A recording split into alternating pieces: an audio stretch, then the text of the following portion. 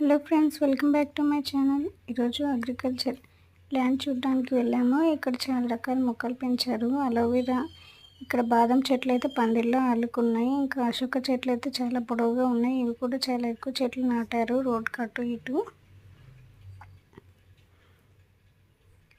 Next అయితే ఉసిరి చెట్లు చాలా ఉన్నాయి. ఇక్కడ కొమ్మలకి నియర్లీ 50 to 60 కాయలు ఉన్నాయి ఒక్కొక్క కొమ్మకి. ఇక్కడ చూడండి, మేము అందరం అయితే చాలా కోసుకున్నాము.